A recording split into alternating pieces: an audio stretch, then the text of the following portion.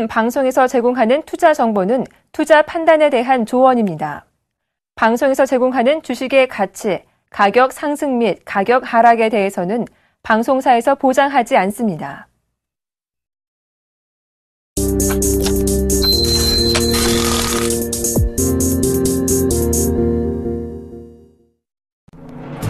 시청자 여러분 안녕하십니까? 출발 증시와이드 2부의 김동현입니다. 지난 금요일 우리 코스피 지수는 말레이시아 여객기 격추 사고로 글로벌 주가가 하락하면서 하락 마감했습니다. 하지만 외국인과 기관의 매도 물량이 확대되지 않으면서 하락폭을 축소하면서 마감했는데요.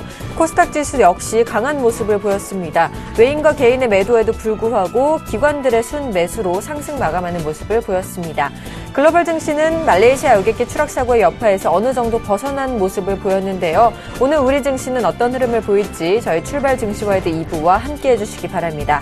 먼저 2부 주요 코너들부터 함께 살펴보시죠.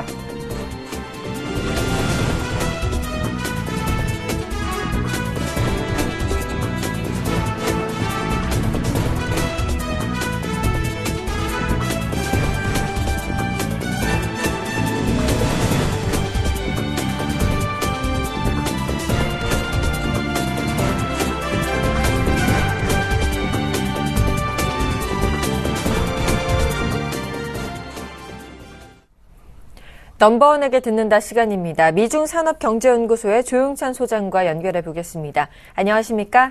예, 안녕하십니까? 네, 반갑습니다. 지난주 일본은행의 금융정책 결정회의가 열렸죠. 먼저 어떤 내용이 오갔는지 자세히 정리해 주시죠. 아무래도 이번 회의 최대 그 화두는 엔 하락이 시작된 지 1년 6개월이 지났는데요. 여전히 수출이 회복되지를 않고 있는 겁니다. 이 때문에 일본에서는 수출 경쟁력 약화라든지 해외 생산 시설 이전과 같은 구조적인 요인이 앞으로 일본 경제에 악영향을 끼칠 것을 상당히 우려했는데요. 좀 다행스러운 것은 작년 4월에 도입됐던 2차 그 양적 완화죠. 이 효과가 지금 실이 나타나면서 코어 인플레이션 같은 경우는 2015년 봄까지는 2%까지 올린다는 목표를 달성할 수 있을 거로 보고 있습니다. 이로 인해서 추가적인 금융 완화 기조를 내놓기는 좀 어려운 쪽으로 결론이 났는데요. 이제 문제는 앞으로 성장률입니다. 일본은 지금 L자형 성장 추세를 타고 있는데요. 이는 아베의 세 번째 화살이 관역을 좀 빗나가고 있기 때문입니다. 세 번째 화살이라는 것은 장기 성장을 촉진하기 위해서 철저히 구조 개혁을 시키겠다는 건데요. 하지만 일본 안에 뿌리 깊은 여러 가지 문제점들이 걸림돌로 작용하면서 구조 개혁이 속도를 내지는 못하고 있습니다. 인구 감소라든지 위험 회피 지향의 기업 문화, 그리고 또 언젠가 위기를 초래할 수 있는 거액의 재정 적자 문제 같은 경우가 대표적인데요. 이 때문에 아베 총리 같은 경우는 안전 보장이라든지 개혁 문제에는 열정을 보였지만 경제 개혁에는 신경을 쓰지는 못하고 있다고 지금 비판을 하고 있는 그런 분위기입니다.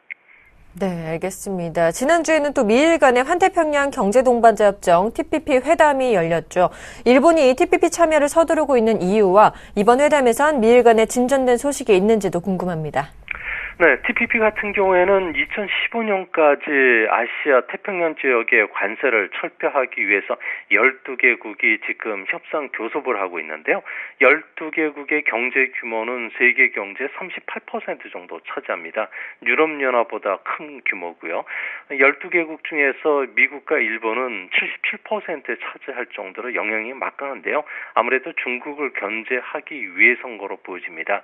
이제 TPP에 일본 내 반대가 아주 심한데요. 이는 주요 농산물 19개 품목의 생산액이 TPP에 가입함과 동시에 매년 4조 1천억 엔 정도 감소하기 때문에 그렇고요. 또 식량 자급률이 현재 40%에서 14%로 떨어질 수도 있고요. 또 취업 기회 상실이 340만 명에 달하다 보니까 아무래도 좀 민감하게 나오는데요. 하지만 일본이 TPP에 참여를 했을 경우에는 실질 GDP 같은 경우에는 0.5에서 0.6 정도 증가한다고 합니다. 이 때문에 워싱턴에서 개최됐던 소고기, 돼지고기와 같은 경우에는 관세를 좀 높이는 긴급 수입 제한, 그 세이프가드를 좀 논의했던 것으로 알려지고 있고요. 쌀과 밀에 대해서도 시장 개방을 좀 거부하지만 대신 미국이 요구하는 자동차 부분의 안전과 환경 기준을 완화시켜주는 쪽으로 서로가 타협을 하는 모양인데요. 아무래도 4월 4일과 5일 워싱턴에서 있을 회담에서는 아무래도 농산물과 관련해서는 좀 실마리를 찾아가지 않을까 보여집니다. 네, 이번 주에 발표될 주요 경제 지표와 전망도 좀 말씀해 주실까요? 네, 이번 주에는 세 가지 경제 지표가 발표되는데요. 화요일 날은 전산업 활동 지수가 나옵니다. 아무래도 광공업 생산 지수라든지 제3차 산업 활동 지수가 상승한 영향으로 인해서 2개월 만에 상승 전환할 것으로 보여지고요. 목요일 날은 6월 무역 통계가 발표되는데요. 수출은 전년 대비해서 플러스 1.8%, 수입은 8.3%로 크게 증가하고요. 무역 수지 같은 경우는 5,912억 엔 적자가 예상이 됩니다. 아무래도 에너지를 중심으로 해서 수입이 큰 폭으로 늘어난 게 무역 적자 확대 주요 원인이 됐던 것으로 보여지고요.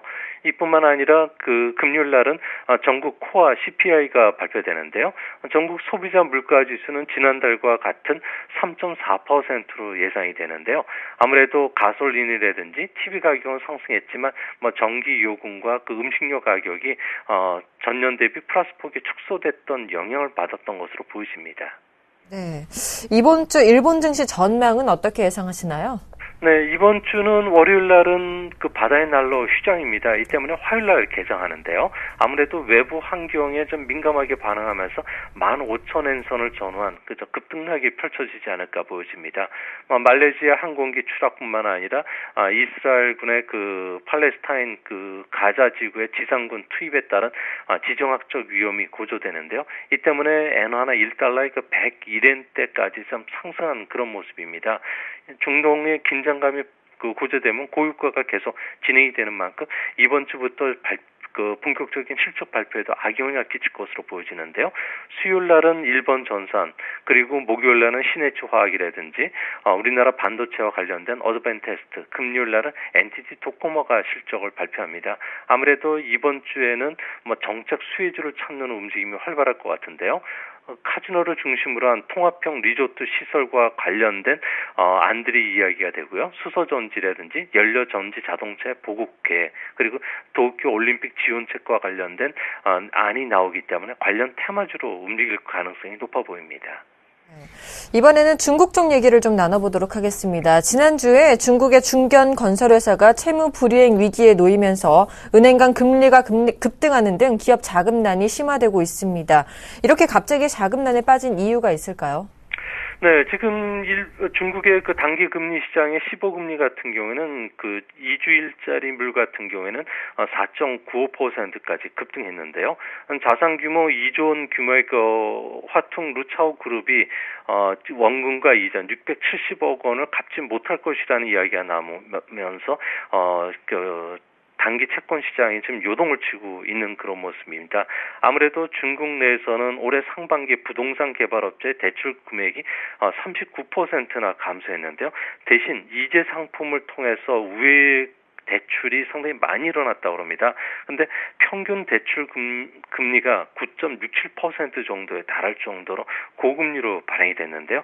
최근 들어와서 중국 정부가 권정교육 방식이라 그래서 내 권력과 당신의 돈을 합쳐서 사업을 일으키자는 이런 권정교육 방식에 대해서 제동을 걸기 시작하면서요. 아무래도 이런 부분들이 당국이 부도를 용인하는 부분으로 가고 있기 때문에 앞으로 단기 채권 시장의 금리는 좀 요동치지 않을까 보여집니다. 네, 이렇게 금리도 요동치고 부동산 기업 외에도 다른 산업으로 디폴트가 좀 전염될 수도 있다. 이렇게 보시는 시각도 많은데 어떤가요? 네, 지금 시진핑 정부 같은 경우는 1년 반 넘게 부패 척결 캠페인을 벌이고 있는데요. 성장급 이상 고위공무원만 지금 30여 명이 수사가 진행이 되고 있고요. 이러다 보니까 남의 눈에 띄는 그 행동들을 공무원들이 하지 않는 복지 부동의 모습이 뚜렷한데요. 이 때문에 작년에 그 인프레 사업에서 미집했던 재정 지출만 무려 140조 원 정도가 남아 있고요. 또한 정부 조달이라든지 에너지, 건설 부분, 토지 사용권, 광업권의 인허가가 그 실질적으로 꽁꽁 묶이면서 GDP 성장률을 1.5% 정도 감소시킬 것이라는 보고서들이 지금 나오고 있는데요. 중국에서는 회사채 발행 잔액이 작년 말 현재 14조 달러 정도 됩니다. 미국이 13조 달러니까 이를 웃돌고 있는데요. 이제 문제는 올해 3조 위엔의 그 회사채 지급 원리금이 지금 예정이 되고 있기 때문에 앞으로 더 많은 기업들의 부도가 있을 거로 보여지고요. 가장 큰 문제점은 중국 신용평가기관들은 제대로 된 신용평가를 하지 않고 전부 신용등급이 AA 이상 원칙 없이 높게 제시됐기 때문에 앞으로 부실 기업의 디폴트는 계속이 진행이 된다 그러면 아무래도 그 회사채 시장뿐만 아니라 자금 시장에도 상당히 큰 영향을 끼치지 않을까 보여집니다. 네, 최근 또 위안화의 국제화가 빠르게 진행되면서 해외에선 위안화 허브 경쟁이 치열해지고 있습니다. 중국 위안화의 국제화 추진 전략과 향후 우리나라 금융시장에 미치는 영향까지 짚어주시죠. 네, 중국은 지금 경제 규모가 팽창하면서 또 세계 금융시장의 영향력을 확대시키자고 노력하고 있는데요. 이 때문에 위안화의 그 역의 사용 확대라든지 글로벌 그 위상 제고에 힘을 쏟고 있습니다. 이로 인해서 우리나라도 7월 그 시진핑 국가주석의 방한을 계기로 서울에도 청산 결제 은행을 설립하게 됐는데요. 중국의 그 위안화 무역 결제 규모는 작년 기준으로 해서 58%가 늘어난 780조 원에 이르고 있습니다. 이 때문에 원 위안화 직거래 시장이 개설이 되면 말 그대로 직접 거래가 이루어지기 때문에 뭐 우리나라 같은 경우는 비용 절감이라든지 실수요 측면에서 효율적이 되고요. 또한 위안화 역의 적격 투자가 한도 12조 원을 지금 받아놓은 상태이기 때문에 앞으로 금융기관들은 중국 자본시장과 관련된 그 자산 운용 상품을 팔 수가 있게 됩니다. 이뿐만 아니라 그 중국인들이 앞으로 우리나라의 그 직접 투자도 늘어나게 되고요. 또 홍콩의 딤섬 펀드처럼 국내에서도 위안화 표시 채권이 본물을 이룰 가능성이 높기 때문에 아무래도 동북아의 그 금융 허브로 발돋움하려는 우리나라 그 정부의 생각에도 큰 도움을 주지 않을까 보여집니다. 네, 한중 FTA를 위한 제12차 협상이 끝났습니다. 이 한중 FTA 12차 협상에서 진전이 있었던 부분이 바로 서비스와 투자인데요. 먼저 서비스와 투자 부분에서는 어떤 합의를 이뤄냈는지 말씀해 주시죠. 네, 한국이 중국에 비해서 강력한 경쟁력을 갖고 있었다는 것은 아무래도 서비스와 투자 부분인데요. 하지만 그 이번에는 그 결정된 그 방식이 포지티브 방식은 개방할 분야를 열거하고 나머지는 개방하지 않겠다는 중국식 그 안을 받아들였습니다. 아무래도 이같이 그 우리가 조금 양보한 것은 중국의 그 복잡한 법 정비가 아직 정비가 되지 않고 있는데요. 이 때문에 우리 정부 입장에서는 일정 기간 지난 뒤에 후속 협상하는 게 더 유리하다고 봤고요. 또 중국이 추진하고 신에너지 자동차의 핵심 부품인 연료 전지라든지 교육, 방송, 금융기관들은 중국 진출 시 투자 지분을 여전히 50% 이내에서 제한을 받을 것으로 보여집니다. 이 역시도 보이지 않는 비관세 정책이 높고요. 특허권 침해가 작기 때문에 아무래도 이 시장을 요구하는 것보다는 국내 시장을 보호한다는 측면에서 아마 이런 결정이 내린 것으로 보여지는데요. 외형적으로는 서비스나 투자 부분에서는 중국에 양보한 것으로 보여지지만 13차 협상이 이루어질 9월 달부터는 핵심 쟁점 부분이죠. 공산품이라든지 농산품 시장 그리고 중국 내수시장 개방에 대해서 공세적 이익을 우리가 확보하기 위해서 조금 양보한 것으로 보여집니다. 알겠습니다. 지금까지 미중산업경제연구소의 조용찬 소장님과 함께했습니다. 오늘 도움 말씀 감사합니다. 예, 감사합니다.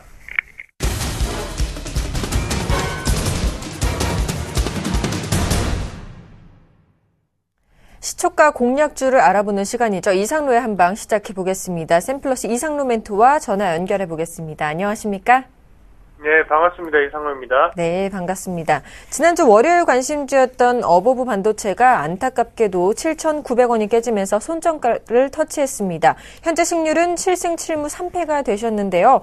또 한 가지 말씀드릴 것은 지난주 관심주, 지난 금요일 날 제시해 주셨던 신성 SFA가 금요일에 곧바로 급등 흐름이 나왔습니다. 하지만 저희가 정해진 기간을 일주일로 두다 보니까요. 승률은 패로 기록됐지만 사실상 수익권에 위치해 있는데요. 이 두 종목에 대한 자세한 AS도 부탁드리겠습니다. 네, 고맙습니다. 일단은 오버 반도체부터 말씀을 조금 드리겠습니다. 예, 죄송합니다. 오버 반도체 같은 경우에 어느 정도 8,300원이면 저는 조금 저가라는 분위기로 봤습니다. 그래서 여기에서는 더 이상 빠지기는 힘들지 않겠나라고 생각을 했지만 지금 좀 추가적인 하락 추세가 조금 더 내려왔습니다. 현재 관점으로는 저는 이렇게 봅니다. 어느 정도의 순환매가 지금 시장 안에서 돌면서 현재 어버 반도체도 올라가야 될 자리에서 못 올라갔다. 그래서 이 종목 같은 경우에도 급등이 한 번쯤 나올 수 있는 자리입니다.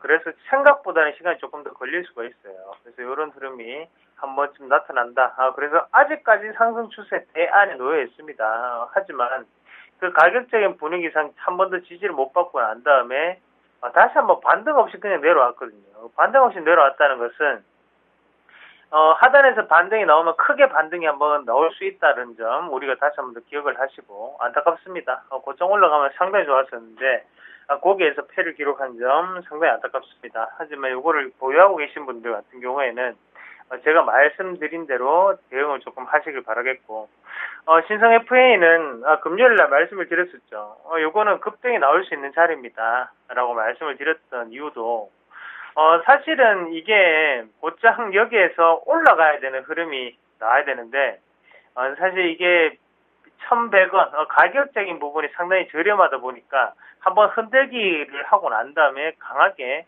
올리는 그런 모습이 나타났다고 보시는 게 가장 좋으세요. 그러면 현재 이 관점에서는 우리가 이 종목군을 어떻게 봐야 되냐면 지금부터는 빠지기 힘든 가격입니다.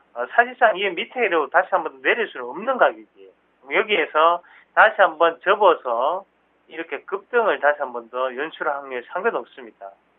여기에 있던 이 손절 라인 자체를 버티셨다면 금요일날 고가 상한가까지 도달하고 다시 한번 더 내려왔죠.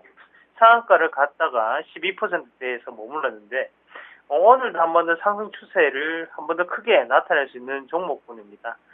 흔들기가 한 번 일어났었고 그리고 두 번 다시 한 번 더 일어났고 세 번째까지 일어났다면 사실상 이 종목군을 가지고 있는 분들은 서울경제 방송을 보시는 분 외에는 들고 있기가 힘듭니다. 개인 투자자들 혼자 투자해서 이런 종목군 들고 있을 수 있나요? 없습니다. 그건 제가 확실하게 장담해 드릴 수 있습니다. 지금 개인 투자자들을 남아있는 개인 투자자들은 서울경제TV를 통해서 저의 말을 귀담아 들으신 분들만 들고 계십니다. 제가 금요일에 급등 나올 거라고 말씀드렸죠. 오늘 한 번 더 크게 튈 수 있습니다. 우리가 보기에서는 이익 실현으로 꼭 대응하시길 바라겠고 아이고 요게 참 금요일날 목요일날 크게 튀었으면 좋겠는데 참 얘들이 방송을 체크하나요? 상당히 어렵네요. 예, 그래서 오늘 일단은 2패, 3패가 됐는데요. 그 패가 중요한 게 아니라, 저는 말씀드렸죠. 일단, 시청자분들의 수익률을 올리는데, 제가 꼭 보탬이 됐으면 좋겠다는 마음으로 하기 때문에, 종목, 허투른 종목 안 합니다. 항상 갈 수 있는 종목 하니까, 그거 다시 한 번 더 꼭 기억을 하시고, 오늘 말씀을 드릴 종목은 경봉이라는 종목 말씀을 드리겠습니다. 경봉도 지금 시총은 상당히 작습니다. 한 400억 가량이 되는 종목입니다. 하지만 제가 말씀을 드린 이유는 급등할 수 있는 종목입니다. 자, 2분기 흑자 전환이 시연이 되었습니다. 7월 15일 날 흑자 전환이 시연이 되고 난 다음에 현재 위치 같은 경우에 가격적인 부분에서 보시면 상당히 저가 부분에 놓여 있죠, 지금. 추세 자체도 꺼지기 힘들고요. 이렇게 한번 보시면 상당히 저가입니다. 240선과 480선 자체가 역별 상황에 놓여있다는 것은 그만큼 주가 자체를 부양받기에는 힘든 상태였다라는 부분이 되겠고, 그러나 지금까지 들고 있는 개인 투자자는 없다고 봐야 돼요. 이 종목군을 왜 추천을 해드리냐면 2분기 일단 흑자 전환에 성공을 하면서 입지가 좀 더 강화가 되는 그런 부분이 나타났었고요. 한 가지 더 말씀을 드리면 지능형 교통 시스템을 구축하고 있는 회사입니다. 그래서 최근 들어서 송내역 부근에 다시 한 번 더 지능형 교통 시스템을 구축했다는 거죠. 지능형 교통 시스템 같은 경우에는 우리가 현재 같은 경우에는 뭐 신호등을 지금 뭐 시간별로 이렇게 나눠서 신호등이 바뀐다면 지능형 교통 시스템은 이 시간별로 나뉘는 게 아니라 교통량이 많은 곳에 좀 더 시간을 할애해주고 교통량이 없는 신호에 좀 더 시간을 좀 줄이면서 유동적으로 우리가 서울 시내라든지 아니면 경기도 시내 길이 안 막히도록 그렇게 도와주는 역할을 하는 게 바로 우리가 지능형 교통 시스템이라고 합니다. 그리고 CCTV 구축 사업이 꾸준히 이루어지고 있는데 최근 들어서 안전불감증이 상당히 심각하죠. 그런 부분에서 본다면 이런 부분은 트렌드가 상당히 잘 맞아떨어진다는 부분을 우리가 다시 한 번 더 기억을 하시면 2분기 그리고 3분기까지 크게 시세가 나올 수 있는 상태겠구나. 그래서 지금 상승 추세의 초입 단계다. 그렇게 보시는 게 가장 좋을 것 같아요. 자, 차트 한번 같이 보겠습니다. 과매도에 대한 신호가 꾸준히 나타났습니다. 첫 번째, 두 번째, 세 번째, 네 번째 신호가 꾸준히 나타나면서 바닥에 대한 부분이 계속적으로 확인되고 있는 상태인데요. 가격적인 부분 한번 같이 볼게요. 2,750원. 이 가격이 상당히 중요한 가격이죠. 2,750원을 기점으로 해서 지금 돌파하지 못하고 이렇게 빠져있는 상태가 유지가 되고 있습니다. 돌파하지 못했죠. 돌파에다가 실패를 하는 모습이었고 하지만 여기 거래량은 없었고 여기에 치고 올라가는 거래량이 상당히 많았습니다. 여기도 마찬가지고 여기에서 다시 한 번 더 크게 올라왔지만 뚫지 않았어요.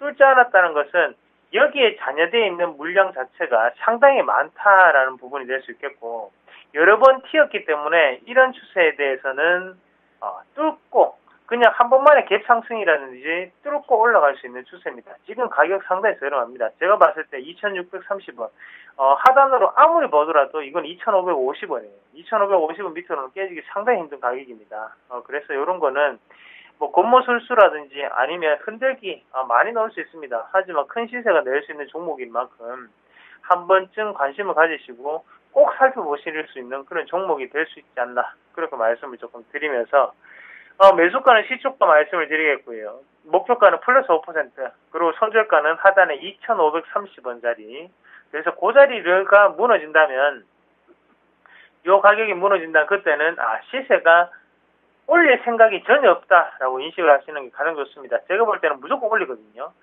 그 가격대 지금 2,635원 오늘 시초가 매수를 조금 하시길 바라겠습니다. 고맙습니다. 네, 오늘장 시초가 공략주는 지난주 목요일 실적 발표를 하면서 좀 흑자로 전환한 경봉이라는 기업을 소개해드렸습니다. 지금까지 샘플러스 이상로 멘토와 함께했습니다. 고맙습니다.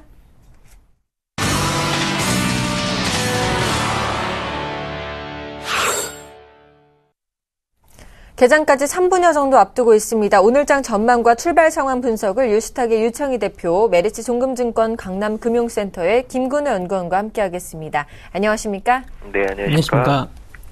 네, 먼저 유창희 대표님부터 오늘장 시장 어떻게 예상하시는지 말씀해 주시죠. 네, 시장 자체가 일단은 뭐 긍정적으로 움직이지 않을까 생각을 좀 하고 있습니다.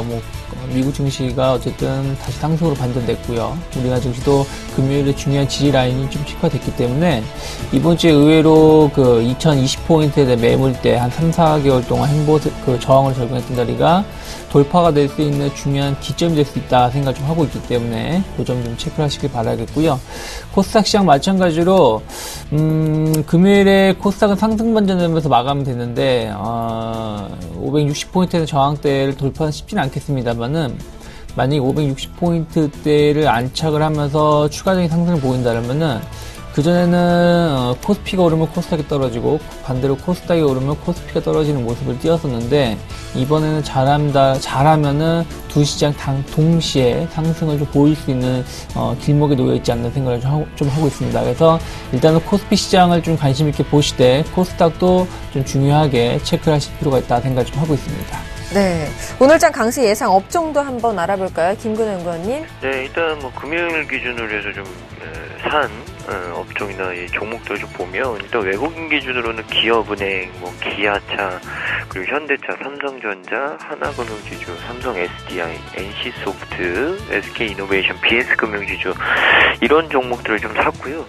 기관 같은 경우에는 SK텔레콤, LG생활건강, LG화학, 뭐 삼성전자, 삼성중공업 이런 종목들을 좀 샀습니다.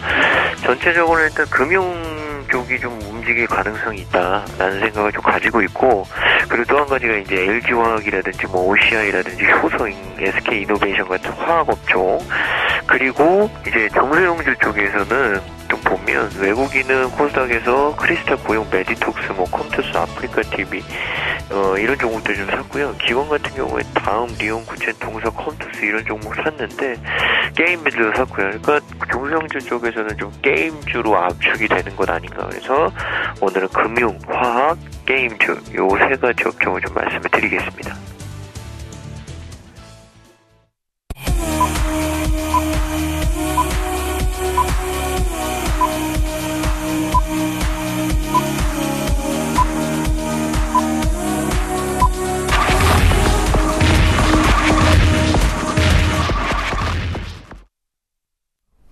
(7월 21일) 월요일 오늘장 개장을 했습니다. 먼저 개장 분위기부터 한번 살펴보겠습니다. 예, 개장 분위기 나쁘지 않다는 생각을 좀 하고 있는데요. 전체적으로 코스피 시장이 한 0.3% 정도 상승을 해가지고 2026포인트 다시 한번 장중 신고가를 연중 신고가를 연출을 하려고 하는 모습을 좀 띄고 있다 생각을 좀 하고 있고요. 2020포인트 때가 돌파가 완전히 확인된다면 진짜 추가적인 상승세 이것이 30포인트 40포인트가 아니라 정말 잘하면 의미 있는 2011년도 고점 때까지도 갈 수 있지 않나 생각 좀 하고 있습니다. 그래서 고점에 좀 착안하시길 좀 바라겠고요. 코스닥 시장은 마찬가지로 조금 더 상승세 보여주면서 563포인트에서 주가 형성이 되고 있고요. 마찬가지로 좀 코스닥 중소형주가 조금 더 강한 모습을 띠면서 지수 상승을 이끌려고 하고 있습니다만은 코스피 대비해서 코스닥은 여전히 560포인트가 돌파가 된다고 하더라도 570포인트에 대한 저항대가 놓여 있기 때문에 일단 상승을 하더라도 조금 지속적으로 강하게 가기보다는 점진적인 상승세로 좀 움직일 가능성이 높다라는 부분들. 그리고 오늘은 일단은 직접 고점, 그러니까 565포인트대에서의 저항 여부를 좀 체크를 하시자라고 말씀드리고 싶고요. 선물은 전체적으로 좀 상승세를 보여주고 있죠. 지수가 올라오니까. 근데 선물은 오른다 떨어진다가 중요한 것이 아니라 제 지난주에도 말씀드렸다시피 베이시스가 조금 약화가 되다가 약간 다시 강세로 전환되려고 하는 모습을 좀 보여주고 또 있기 때문에 선물 베이시스의 움직임을 좀 체크를 하시면서 대응하시길 바라겠고요. 그 미결제 약정 자체가 지난 한 이틀 정도, 2-3일 정도, 그러니까 지난 화수목 해가지고 좀 미결제 약정이 늘어나는 모습을 띄었었는데, 금요일에는 조금 줄었었죠. 그리고 나서 오늘 같은 경우 다시금 미결제 약정이 늘어나는 여부를 좀 체크하시자 말씀드리고 싶고요. 환율을 전체로 보신다라면은 1029원에서 형성이 되고 있고 0.5원 정도 하락을 했는데, 지정한 리스크가 발생을 하면서 1030원대까지 한 일주일 정도, 한 일주일 반 만에 급격히 올라왔죠. 올라온 상황에서 1040원, 1050원으로 가기는 좀 힘들다 생각 좀 하고 있고요. 일단 올만큼 온 상황에서 다시금 1020원 중후반대에서의 지지력 테스트 혹은 방향성 테스트를 할 가능성이 높기 때문에 환율의 움직임, 1020원 후반대에서의 움직임 여부를 좀 체크하시자라고 말씀드리고 싶습니다. 네, 오늘 우리 시장, 양시장 모두 기분 좋은 상승 출발하는 모습입니다. 일본 증시는요, 오늘 바다의 날로 휴장을 맞았고요. 우리나라 시총 상위 종목군들의 흐름도 체크해보도록 하겠습니다. 자, 빨간불이 많이 보이죠. 삼성전자도 상승 출발하는 모습이고요. 현대차는 보합권에서 거래가 되고 있습니다. SK하이닉스 오늘도 1.18% 상승하며 51,400원에 거래가 되고 있습니다. 현대모비스도 소폭 상승 출발하고 있고요. 포스코도 오늘 강한 모습이네요. 1.33% 상승 출발한 30만 5,500원에 거래가 되고 있습니다. 네이버도 1% 넘는 상승 흐름을 보이고 있습니다. 자, 삼성전자 우선주도 상승 출발하는 모습이고요. 한국전력과 기아차, SK텔레콤까지 모두 상승 출발하고 있습니다. 삼성생명만 유일하게 좀 하락 출발하는 모습입니다. KB금융 역시 0.7% 상승 출발하고 있습니다. 코스닥 시가총액 상위 종목군들의 흐름도 체크해보겠습니다. 셀트리온은 소폭 하락 출발하고 있고요. 파라다이스는 CJ오쇼핑과 더불어 소폭 상승 출발하고 있습니다. 서울반도체 역시 상승 출발하고 있고요. CJ-ENM도 0.54% 상승 출발하며 46,550원에 거래가 되고 있습니다. GS홈쇼핑은 악재가 있을까요? 1.31%나 하락하면서 27만 1,200원에 거래가 되고 있습니다. 자, 오늘 현재 업종별 분위기도 한번 살펴볼까요? 김건영 의원님. 네, 일단 대형주 쪽에서는 철강금속, 그리고 전기가스, 섬유의복, 은행, 운수장비, 건설, 전기전자, 그리고 제조, 통신, 서비스, 금융 이런 순으로 좀 움직이고 있습니다. 철강 쪽은 한국주철관과 동양강철이 좀 오늘 강하게 나왔고요. 현대 BNG스틸, 한일철강, 신화실업, 포스코, 한국특수강, 현대제철 다들 좀 긍정적으로 견고하게 좀 움직이고 있다라는 말씀을 좀 드리겠고, 전기가스 쪽에서는 한국가스공사가 오늘 1.6% 정도의 상승률을 좀 보이고 있습니다. 그리고 한국전력도 오늘 상승을 좀 보여주고 있고요. 삼천리, 대성에너지, 경동가스, 지역난방공사 전부 플러스로 좀 시작을 했다라는 말씀을 드리겠고, 최근에 섬유의복 쪽도 굉장히 좀 눈에 띄는데, 섬유의복 쪽은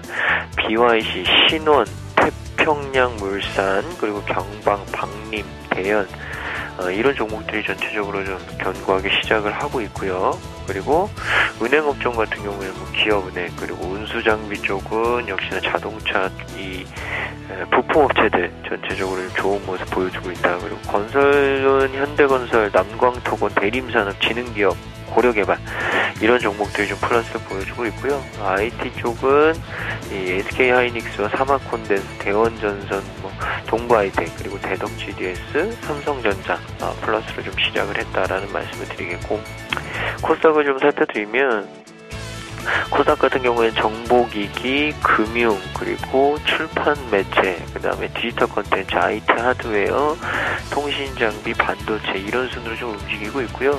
정보기기 쪽에서는 현대 IBT라든지 코텍, 그리고 아이리버, 바이오스마트, 푸른기술 이런 종목들 올라오고 있고요.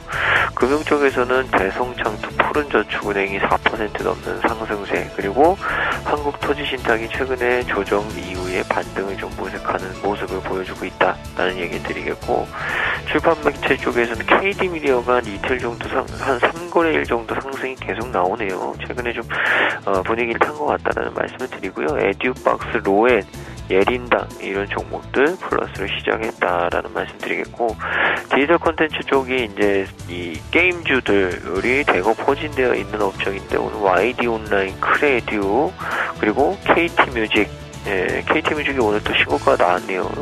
굉장히 좀 긍정적으로 보이고, 게임주, 조이시티, 게임빌, 다날 이런 종목들 다 플러스로 시작을 했습니다. IT 하드웨어 쪽은 KDC, 대명엔터프라이즈, 코콤, 동일기연, 지아이블루, 원익 IPS, PSK, MK전자 이런 종목도 올라가고 있네요. 역시나 PSK나 원익 IPS처럼 반도체 장비업체들이 속해 있는 부분인데, SK나 하이닉스가 조금 올라오는 최근에 다시 반등을 좀 보여주고 있다라는 말씀 드리겠습니다. 알겠습니다. 이어서 수급 분위기도 한번 살펴보도록 하겠습니다. 오늘도 외국인들이 순매수해주고 있네요. 네, 외국인들이 한 130억 정도 매수가 유입이 되고 있고요. 마침 7분인 시간이 130억 정도라면 오늘도 한 1,000억이 넘는 매수가 유입이 될 수 있지 않을까 생각을 좀 하고 있고요. 다만 선물 쪽에서 한 200계약 정도 매도가 나오고 있는데, 선물 쪽에서의 그 매수 전환, 그러면서 매수 전환이 확대가 되는지 여부를 좀 체크하시죠. 그래야지 유가증권 시장을 통해서 프로그램 매수가 좀 강하게 유입될 수 있다는 거 좀 말씀드리고 싶고요. 전체적으로 최근에 제가 금요일에 말씀드렸던 것 중에 하나가 외국인들이 선물 시장에서의 매도량이 얼마나 많이 나오는지 여부가 좀 중요하다. 근데 2,400개 약이면 그렇게 많이 나온 건 아니에요. 그렇기 때문에 선물에 대한 우려감이 좀 완화가 된다라면은 파생 시장에서 다시 유가증권 시장으로 움직임을 좀 주목을 해야 된다 생각을 하고 있고요. 유가증권 시장은 1,200억 정도 금요일에 매수가 됐던 부분들, 오늘도 한 그 정도 1,000억 정도 수준까지는 추가 매수가 가능할 수 있다라는 거 언급해드리고 싶고요. 지금 업종별로 좀 보신다라면은 일단 뭐 시장이 좀 강한 모습을 띠다 보니까 대형주 위주로 좀 올라오고 있다. 뭐 철강, 전기전자, 운송장비 쪽을 중심으로 해서 많이 올라오고 있고요. 금융업도 좀 매수가 유입이 되고 있다고 좀 체크를 하고 있고요. 다만 이제 기관 투자자들은 유가증권 시장은 여전히 좀 매도가 나오고 있고요. 코스닥 시장은 조금 매수가 들어오고 있습니다만은 전체적으로 여전히 코스피는 외국인, 코스닥은 기관이 매수하는 모습, 수급 변화가 좀 약간 변화가 될 수 있는지 여부를 좀 체크하시자라고 말씀드리고 싶습니다.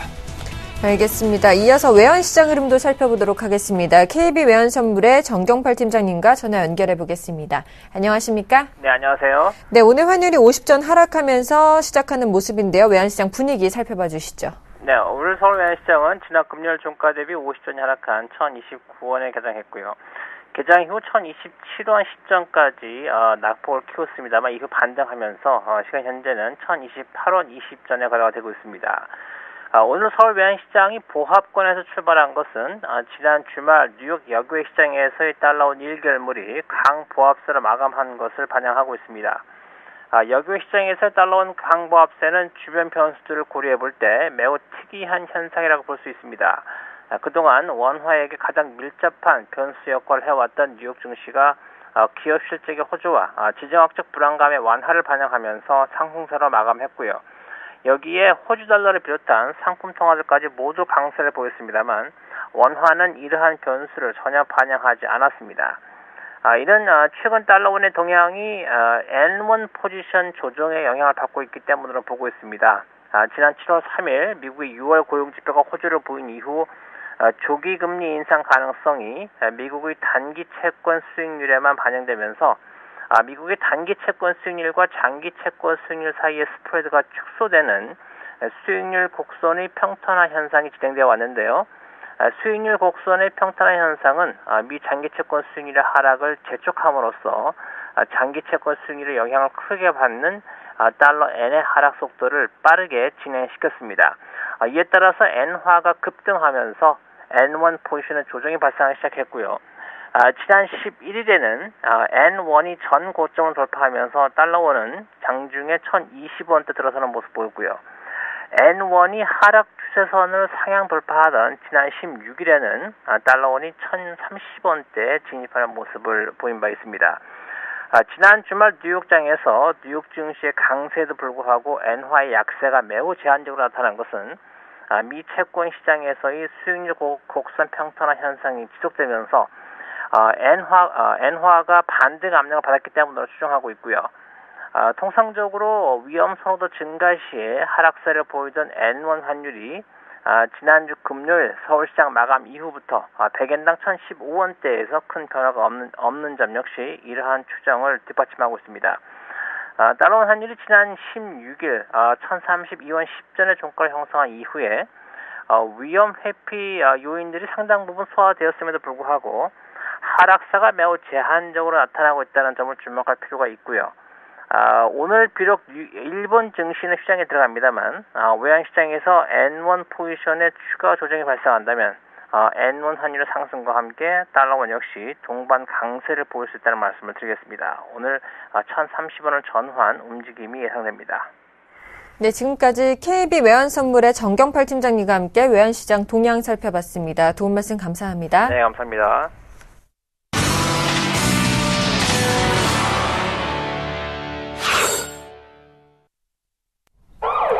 오늘의 돌발 종목입니다. 세 종목 먼저 살펴보겠습니다. 하나금융지주가 2분기 깜짝 실적에 강세를 보이고 있다는 소식이고요. OCI 머티리얼즈는 2분기 어닝 서프라이즈에 급등세를 보이고 있다고 합니다. 게임빌 역시 크리디카 모바일 기대감에 강세를 보이고 있다고 하는데요. 세 가지 종목 살펴봐 주시죠. 네. 먼저 이 하나금융지주 같은 경우에는 2분기 깜짝 실적에 대한 또 얘기가 좀 나오고 있죠. 금융주들이 최근에 2분기 어닝 시즌을 좀 맞이해서 그런 부분들이 좀 많이 눈에 띄는 것 같습니다. 그래서 하나금융지주 일단 2분기에 좀 양호한 실적을 냈다. 이런 얘기를 했죠. 증권사에서 좀 나왔는데 2분기 어닝 서프라이즈다. 이런 이 얘기들이 좀 나왔습니다. 그래서 시장 예상치를 일단 오버 퍼폼 했기 때문에 일단 이 부분에 있어서 좀 긍정적인 시각들을 좀 받는 것 아닌가 이런 얘기를 좀 드리고 싶고, 근데 중요한 건 일단 오늘은 모멘텀이 좀 나온 날이기 때문에 주가는 그렇게 크게 이제 움직이진 않을 것이다라는 말씀 드리고요. 실적을 좀 보면 연결순이익 전년 동기 대비해서 80.9% 증가한 4,174억 달성했고요.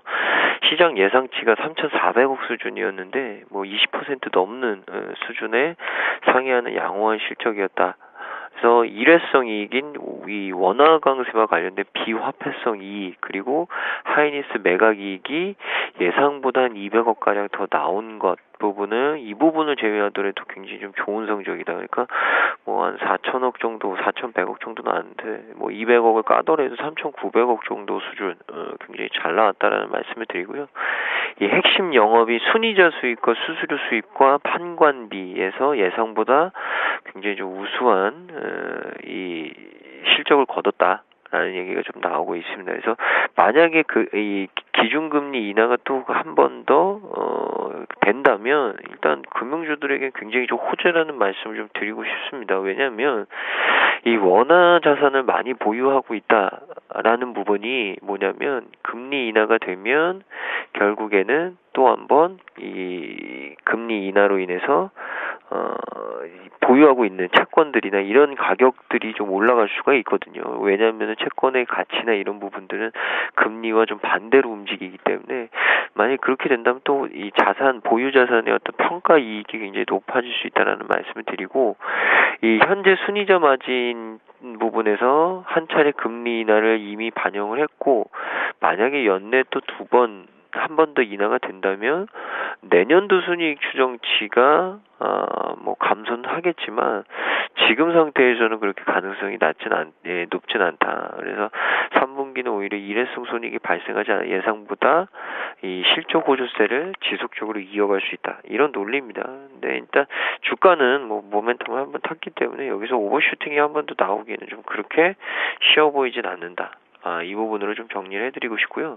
두 번째 종목은 OCI 머티리얼즈인데 역시나 뭐 어닝 시즌이니까 실적 얘기들이 계속 나오네요. 종목별로. OCI 머티리얼즈도 실적 호조에 의한 상승세 이 부분에 좀 판단이 되고 있는데 2분기 또 어닝 서프라이즈 18일에 영업이익 47억 7,800만 원 전년 동기 대비해서 154% 증가했고요. 매출액은 479억 400만 원으로 6.4% 정도 감소를 했습니다. 근데 당기순이익은 오히려 늘었고요. 그러니까 외형은 좀 줄었는데 중요한 것은 내실은 굉장히 좀 잘 다졌다라는 말씀 좀 드리고 싶고, 이 원화 강세 자체가 굉장히 좀 비우호적인 환경, 그러나 그 비우호적인 환경 속에서도 예상보다 NF3라고 하는 삼불화질소가 잘 팔렸고, 그리고 기본적으로 이 감가상각비가 감소를 했기 때문에 실적이 좋아진 것 아닐까라는 얘기가 좀 나왔죠. 일단 뭐 감가상각비라는 것은 어차피 비용이기 때문에 실적에는 마이너스로 작용을 하는데, 일단 뭐 감가상각비가 감소를 했다는 부분은 실적이 좀 높게 나올 수 있다라는 부분으로 이어질 수 있을 것 같고요. 이 하반기로 갈수록 실적 모멘텀이 굉장히 좀 강화될 수 있다. 하반기에 애플 아이폰 6 그리고 삼성 갤럭시 노트 4와 같은 이 신제품 그리고 선진국 기업향 PC의 수요 증가 이런 부분도 결국에는 전체적으로 이 반도체라든지 디스플레이 쪽의 업체들의 이 특수가스 수요가 굉장히 좀 큰 폭으로 증가할 가능성이 높거든요. 그러니까 이런 부분들은 OCI 머티리얼즈에 굉장히 좀 호재로 작용할 수 있다는 말씀을 드리고, 오늘은 좀 거래량과 함께 공방이 좀 나오는 모습 보여주고 있는데 모르겠습니다. 저는 뭐 오늘 주가 상승이 끝은 아니라고 보는데요. 일단 공격적으로 따라붙을 자리는 아니다. 그러나 보유하고 계신 분들은 굳이 오늘 익절에 대한 부분이나 이런 부분들을 고민할 필요가 있을까? 라는 얘기를 좀 드리고 싶습니다. 마지막은 게임빌인데요. 이 게임빌 역시도 오늘 강세가 좀 나오는 이유는 신작 게임에 대한 어떤 이슈인데, 크리티카 모바일이 실적에 굉장히 좀 크게 공헌할 가능성이 높다. 그래서 증권상관 쪽에서 목표가를 굉장히 크게 올렸습니다. 한 43% 정도 올렸는데, 기대 이상의 이 크리티카 모바일이 성적을 올리고 있고, 실적 개선과 글로벌 자체의 어떤 플랫폼 경쟁력 강화가 이어지고 있다. 그래서 경쟁력이 높은 신작을 통해서 구조적인 어떤 체인지 계속 온고잉 될 수 있다라는 판단을 하고도 있고요. 그래서 게임빌의 이 자체 플랫폼 경쟁력이 굉장히 좀 커질 수 있다. 더욱더 공고해질 수 있다. 이런 얘기가 좀 나오고 있습니다. 그래서 이 게임빌의 어떤 기반이 굉장히 좀 공고하게 발전해 나가고 있다. 이런 부분을 좀 말씀드리고 싶고, 그러나 일단 주가가 12만 원, 그러니까 고점 부분이기 때문에 이 부분을 좀 고민을 하셔야겠죠. 그래서 지금 수준이 일단 뭐 매물대도 좀 있는 수준이기 때문에 일단 너무 가볍게 좀 오버슈팅이 나올지는 좀 두고 봐야 될 것 같은데, 저는 개인적으로 뭐 게임빌 주가가 여기서 끝은 아니라고 보고요. 게임빌 역시도 조금 더 상승세를 이어갈 가능성이 높다라는 얘기를 좀 드리겠습니다. 네, 세 종목 더 살펴보도록 하겠습니다. SK하이닉스가 디램 가격 호황에 강세를 보이고 있다는 소식이고요. 한국주철과는 화장품 사업 성장 기대감에 2거래일 연속 급등세를 보이고 있다고 합니다. AVCNC는 적자 지속 전망에 약세를 보이고 있다고 하는데요. 세 가지 종목 살펴봐 주시죠. 네, SK하이닉스가 오늘도 좀 상승세를 보여주면서 다시 신고가를 좀 연출하려고 하는 모습을 띄고 있죠. 51,400원에서 주가가 형성되고 있는데, 결국엔 이제 디램 자체의 호황세가 좀 더 이어질 수 있다, 내년까지 이어질 수 있다라는 기대감이 좀 작용하고 있는 것 같아요. 디램이 수요가 계속 늘어난다고 하더라도 예전 같으면은 공급이 급격히 늘어나면서 이 부분을 감당했었는데, 지금은 이제 공급 자체가 제한된 선에서 늘어나고 수요가 그 이상을 보이다 보니까 디램 시장의 호황세가 좀 더 이어질 수 있다는 전망이 나오고 있는 것인데, 이유는 여러 가지가 있습니다. PC 시장의 수요가 조금씩 회복되는 모습을 좀 띄고 있고요. 그리고 스마트폰 자체에서의 그 채용량 자체도 늘어나고 있다는 부분들이 계속 호재로 작용했다 생각하고 있습니다. 5만원대에서 한 달 정도 행보세를 보여줬죠. 4만원 초반에서 5만원까지 한 달 만에 올라오고 나서 좀 한 달 정도 행보세를 보여준 것이기 때문에, 충분하게 52,000원 정도가 돌파가 된다면은 추가 상승 가능할 수도 있다 생각을 좀 하고 있습니다. 그래서 제가 봤을 때는 지금 보유하고 계신 분들은 무리하게 좀 변동성이 발생하더라도 좀 시간을 갖고 보유를 하신다면은 수익이 충분히 날 수 있다라는 거 말씀드리고 싶고요. 그렇다면 이제 목표가가 중요할 거라 생각하고 있는데, 이미 뭐 신고가를 계속 보여주고 있는 상황에서 만약에 매물대 돌파가 성공한다라면은 5만원 대비해서 한 15% 정도에서 20% 추가 상승이 가능하다. 그렇다면은 한 5만 7, 8천원 정도까지는 점진적인 상승을 보여줄 수 있기 때문에 그 점 착안하시면서 접근하시길 좀 바라겠고요. 한국주철관이 이틀째 상한가를 기록을 하고 있습니다. 올라오고 있는 이유는 딱 하나입니다. 본인 회사보다도 화장품 사업을 하고 있는 계열사가 있는데, 이 화장품 사업 쪽에 대한 성장성이 기대가 된다. 엠프란이라는 브랜드를 가지고 있고요. 이번 매출 2분기 때도 30% 이상 매출 증가를 좀 기대하고 있고, 중국 시장에서의 성장 모멘텀을 바라보고 있다고 합니다. 최근에 화장품주들이 한 몇 달 동안 강한 모습을 띄었죠. 연초부터 친다라면 꽤 높은 기간 동안 강한 모습을 띄었고, 한국주철관은 이제 그러한 것이 반영이 됐다 생각을 좀 하고 있습니다. 다만 이틀 동안 상한가를 기록했던 부분들도 있었기 때문에 더 간다 못 간다 말하기는 좀 힘들다 생각하고 있어요. 왜 그러냐면은 충분하게 한 4,000원대를 중심으로 해서 행보세를 보여주고 나서 의미 있는 반등이 나와서 올라오는 것이기 때문에요. 그래서 여기서 얼마를 더 갈지는 모르겠습니다만은 1차적인 목표가는 저점 대비해서 50% 정도 잡으면 된다. 이런 급등주들은. 그렇다면 4,000원 대비해서 50%면 6,000원 정도이기 때문에 내일이 좀 변수가 될 수 있겠죠. 내일 상승이 나온다라면은 6,000원 돌파나 6,000원 안착 여부를 좀 확인해 볼 필요가 있다는 거 말씀드리고 싶고요. 뭐 지금은 거래가 되기가 쉽지 않기 때문에 내일 만약에 추격 매수를 하시는 분들 좀 조심해야 되겠습니다만은 주가 흐름이 어떻게 움직이는지 6,000원을 돌파시킨 여부를 좀 체크하시자라고 말씀드리고 싶고요. 이와는 반대로 에이블 CNC는 이제 중국 매출 감소는 아니겠습니다만 더딘 성장에 대한 부담감으로 지금 3% 정도 하락세를 보여주고 있습니다. 6월 달부터 중국 매출이 좀 증가할 수 있다. 중국의 화장품 시장의 성장성이 기대가 된다고 하면서 한 3만원대까지 올라왔으니까요. 거의 어쨌든 50% 정도 올랐다 볼 수 있겠죠. 18,000원대에서 3만원 금방까지 올라왔었으니까. 그런데, 글쎄요. 에이블 CNC는 뭐 아모레지라든지 이런 회사들하고 좀 다른 포지션을 취하고 있죠. 무슨 얘기냐면 중국 시장 매출 자체가 한 400억대에서 정체 현상을 띠고 있고, 무엇보다 이들 업체들이 못 올라가는 것 중에 하나가 워낙에 국내 시장에서 세일을 많이 하고 있기 때문에 정상적인 가격을 받지 못하고 있다는 것이죠. 저 같은 경우도 제품을 구매를 할 때 정말로 필요한 제품이 떨어져가지고 쓰지 못할 상황이 놓이지 않고서는 정가 제품을 주고 사지 않고요. 필요한 제품은 그냥 세일 기간에 한 2-3개를 미리 사놓고서는 한두 달 이상 사용을 하는 패턴을 보여주고 있기 때문에 올해 작년 대비해서는 세일 기간이 조금 줄어드는 모습을 띠고 있다고 하더라도 워낙에 한 달에 한 번 정도는 혹은 많게는 한 달에 2번 정도는 뭐 3에서 50% 세일한다는 인식 자체가 소비자들한테 강하게 박혀있기 때문에 정상적인 가격을 세일 기간이 줄어든다고 하더라도 정상적인 매출, 판매가 늘어나지 않고 있다는 소식이 계속 나오고 있었죠. 그래서 그런 부분들이 맞물리면서 약세를 띠고 있는데, 제가 봤을 때는 한 25,000원 정도까지는 추가적인 조정이 나올 수 있다는 거 좀 생각해 보시고요.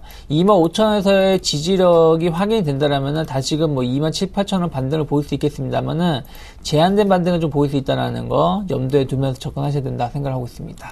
네. 세 종목 더 살펴보도록 하겠습니다. LG화학이요. 2분기 실적 부진에 하락세를 보이고 있다는 소식이고요. 한국항공우주는 한국형 전투가시업 방식 확정에 강세를 보이고 있다고 합니다.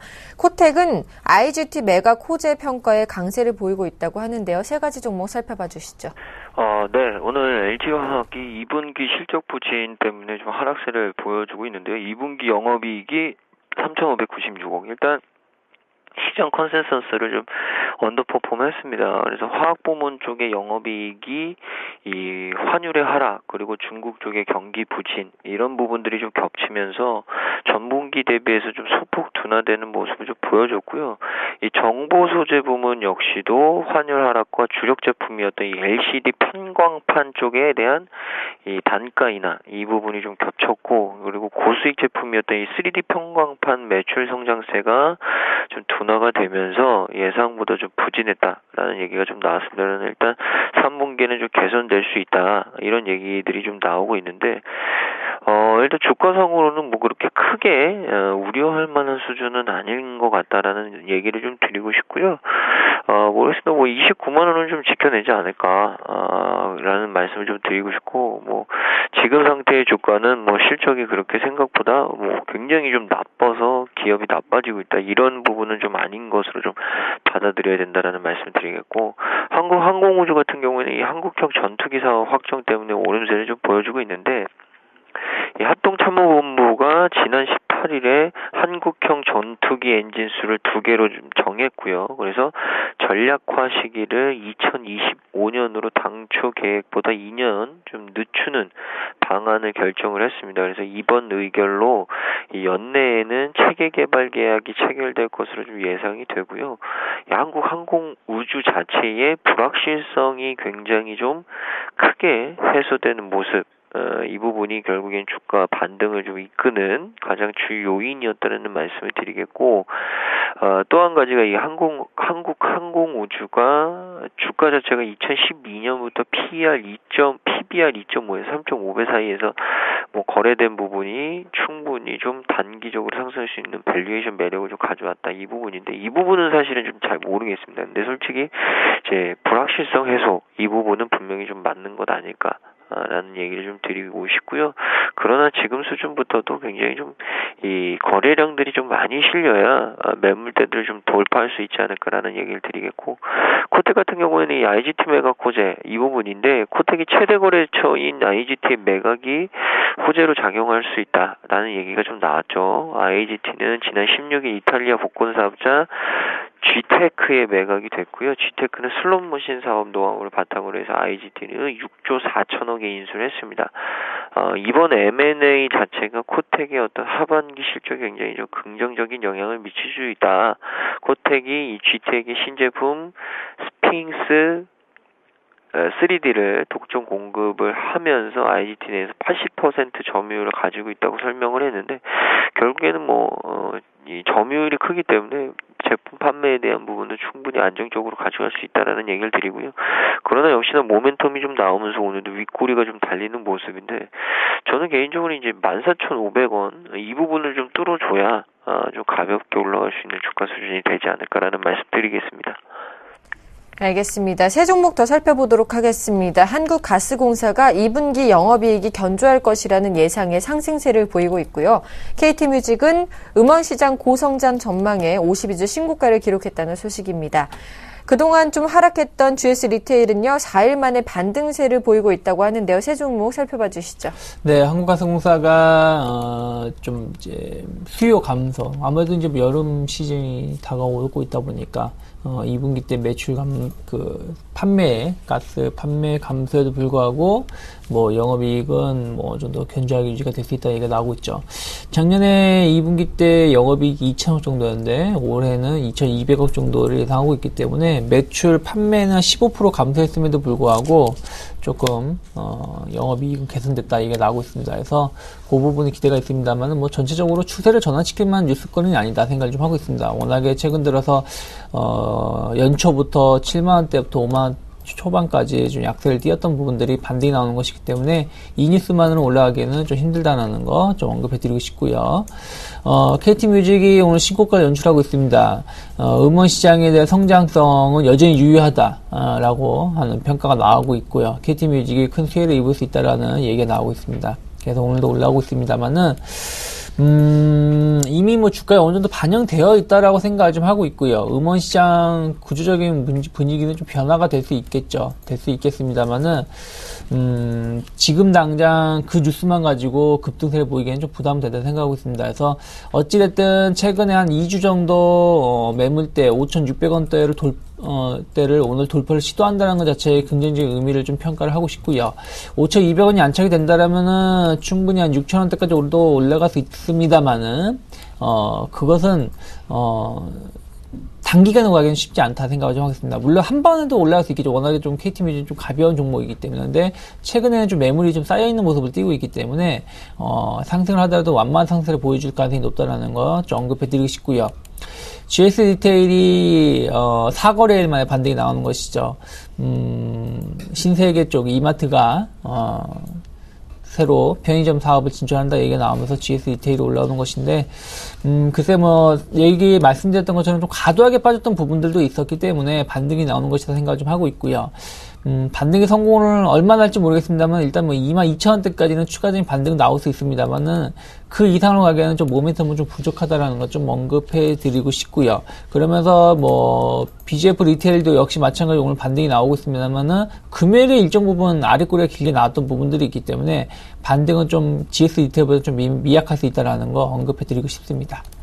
알겠습니다. 지금까지 유스타의 유창희 대표, 메리츠 종금증권 강남금융센터의 김근호 연구원과 함께했습니다. 오늘장 특징주 분석 감사합니다. 네, 고맙습니다.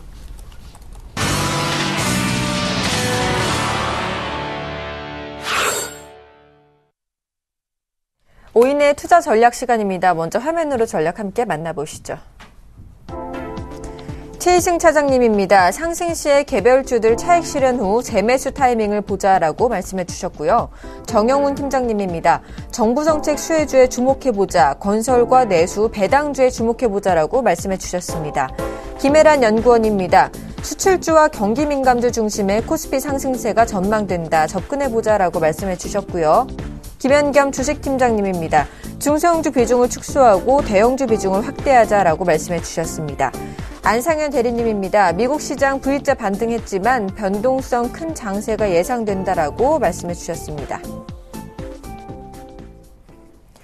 오늘은 HMC 투자증권 사당 지점의 최희승 차장님과 전화 연결해 보겠습니다. 안녕하십니까? 네, 안녕하십니까? 네, 전략 좀 세워주실까요?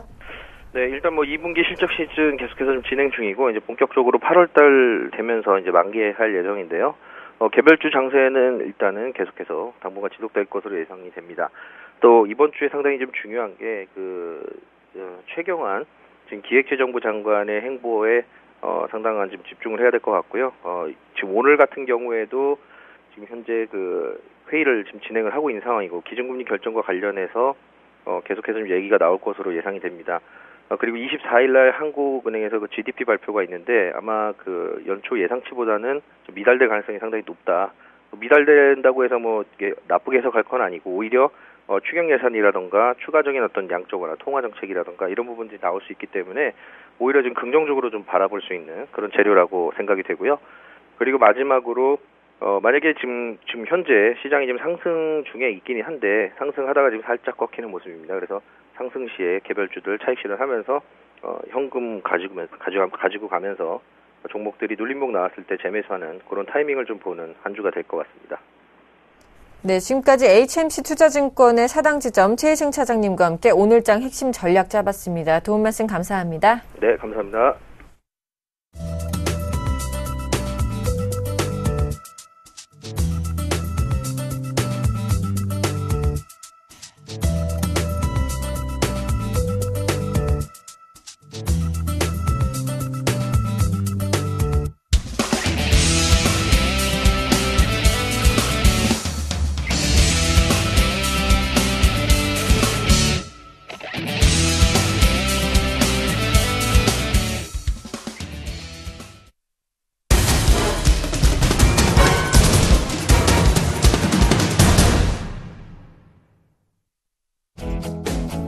안녕하십니까. 오전장 저가 매수로 오후장 역전을 오는 시간, 역전의 명수 예병군 멘토입니다.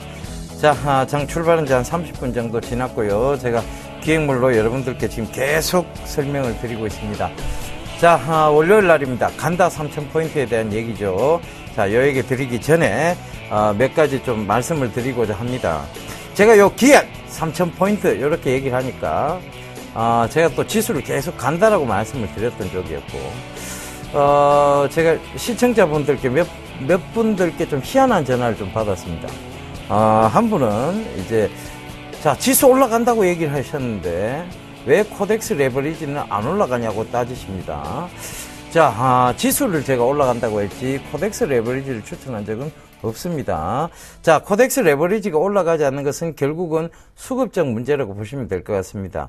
지수는 올라가는데 코덱스 레버리지는 올라가지 않고 오히려 코덱스 인버스가 올라가는 이런 기이한 현상은 결과적으로 지수가 고점이라는 인식 하에서 차익 실현 매물이 쏟아져 나오죠. 코덱스 레버리지는. 그리고 코덱스 인버스 쪽으로 갈아타시는 분들이, 즉 수급적 부분에서 꼬인 부분이에요. 그러나 이것은 결과적으로는 그분들의 선택이지 제가 말씀드리는 내용은 아닙니다. 저는 지금도 지수가 간다라는 쪽에 계속 강하게 말씀을 드리고 있으니까요. 그걸 믿으신다면 더 들고 가보시라는 얘기 좀 전해드리겠습니다.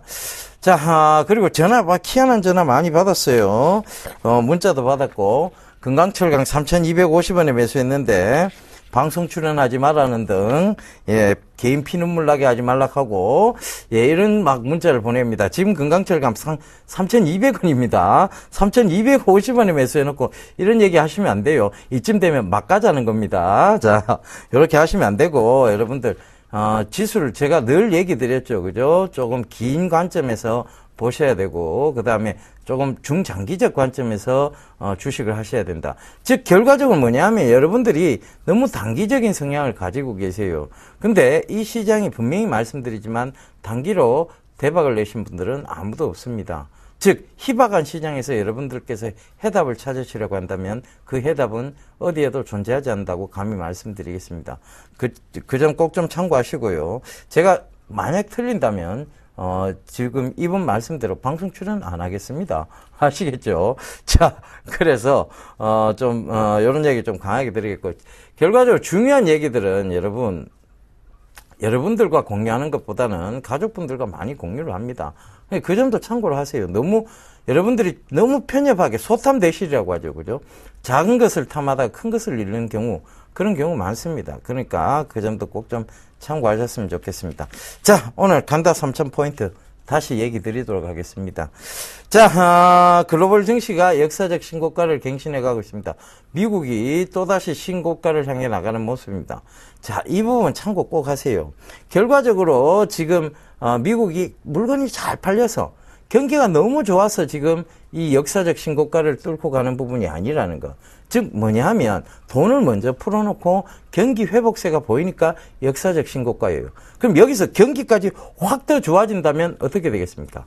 계속 뚫고 가는 장입니다. 그 점도 참고를 해보셔야 될 것 같고요. 지금 우리나라는 계속 디커플링으로 갔습니다.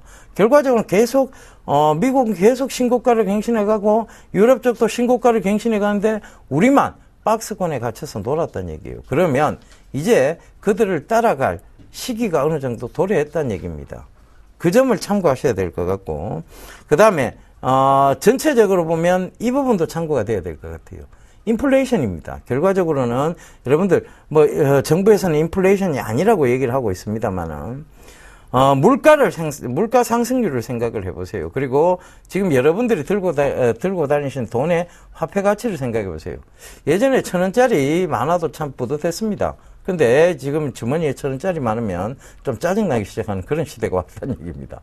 그래서 그 점 참고해 보신다면, 이게 돈의 가치가 없어졌구나. 화폐 가치가 없어졌구나. 그렇다면 앞으로의 이런 화폐 가치가 없어진 부분들은 반드시 회사의 어떤 제품에 대한 가치에도 반영이 됩니다. 그러니까 결국은 더 많은 돈을 쓰게 되는 것이죠. 그래서 이런 부분들도 증시에 반드시 반영이 된다는 그 부분도 참고를 해보셔야 될 것 같고요. 자, 중국 경기 지표마저 이제 돌아오고 있습니다. 정책적 호재감도 있죠. 그죠? 그래서, 시진핑이라는, 이제 중국 주석의 어떤 정책적 기대감, 분명히 기대해 보셔도 좋을 것 같습니다. 그 다음에 최경환 2기팀, 앞서, HMC 사당 지점의 최희승, 과장께서도 얘기를 하셨지만, 최경환 2기팀의 어떤 그런, 정책적 모멘텀, 이런 게 분명히 기대가 되는데 왜 현금 비중을 들고 하시는지 모르겠네요. 일단 경기 부양 기대가 분명히 있습니다. 그러니까 그 점도 참고해 보신다면 여러분 지금은 계속 주식 비중을 좀 늘리셔야 될 시기다. 간다 3,000포인트. 자, 이게 가더라도 그냥은 안 가요. 그냥 흔들면서 갑니다. 그러니까 거기에서 너무 흔들리지 마시라는 얘기입니다. 그 다음에 또 하나 기술적 분석상 자, 이제 진짜 돌파를 시도하고 있습니다. 제가 간다 이 3,000포인트 얘기 드리고 난 이후부터, 자, 7월부터 말씀을 드렸죠. 그런데 7월에, 월봉을 한번 보세요. 7월에 월봉을. 자, 요걸 조금 확대해 가 볼까요? 자, 요거 조금 확대해 가 보겠습니다. 7월에 월봉입니다. 자, 강하게 지금 올라오고 있습니다. 그죠? 그 점 종합주가지수상으로도 강한 양봉을 지금 만들어내면서 올라오고 있다는 점. 자, 딱 2% 7월부터 시작해서 제가 간다 3,000포인트 얘기 계속 드린 이후부터 계속 장은 상승을 하고 있습니다. 그래서 그 점도 꼭 좀 참고를 해보세요. 제가 지금 헛말 드리고 있는 게 아니니까 분명하게 참고를 좀 하셨으면 좋겠습니다. 그 중에서 이제 분명히 주도주군이 될 섹터를 바로 6월 말까지 짚어드렸어요. SK 하이닉스 보세요, 여러분. 계속 신고가입니다.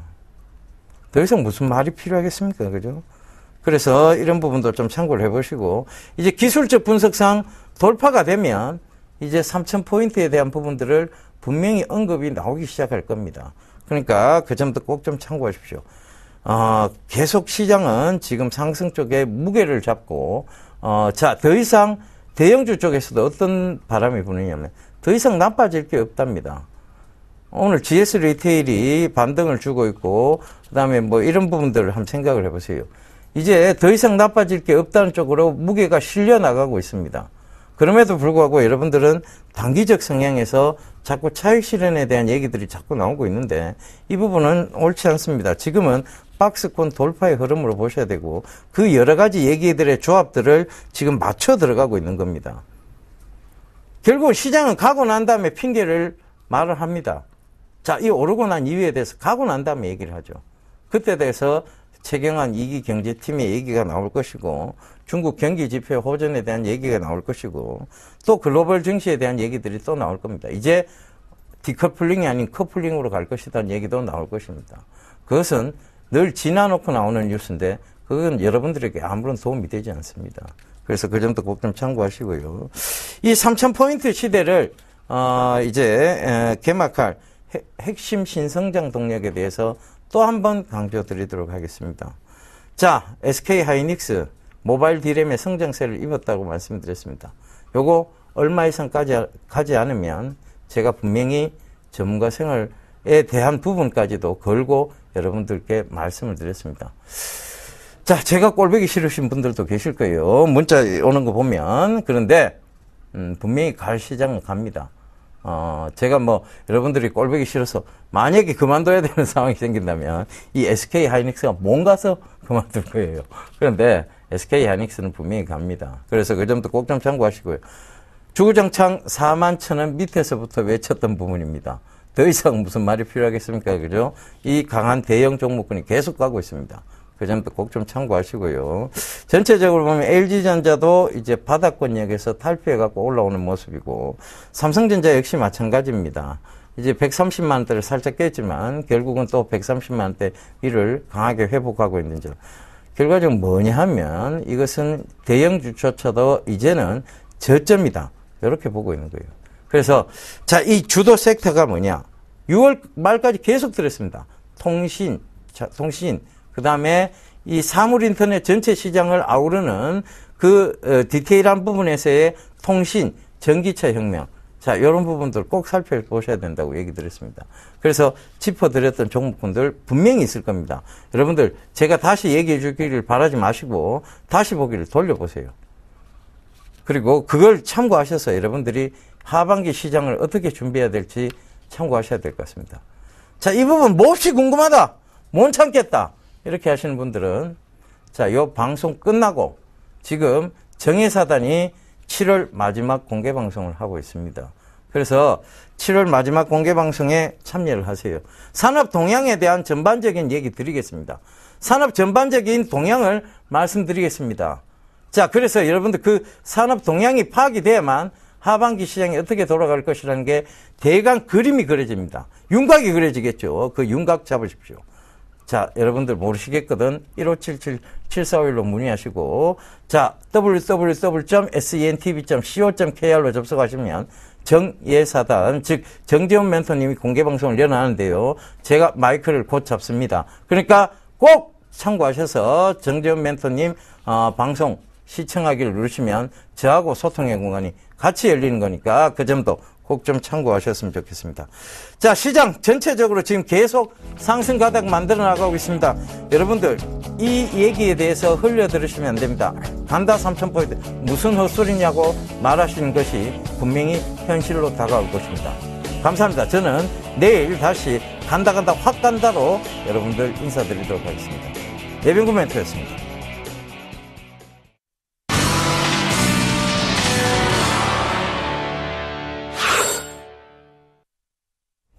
네, 오늘 우리 증시 상승 출발했는데요. 말레이시아 항공 여객기의 수락 소식에서 우리 증시도 좀 벗어난 모습입니다. 현재 코스피 지수는 2023선에서 거래가 되고 있고요. 외국인들의 순매수세가 돋보입니다. 코스닥 지수 역시 561포인트에서 상승해서 거래가 되고 있습니다.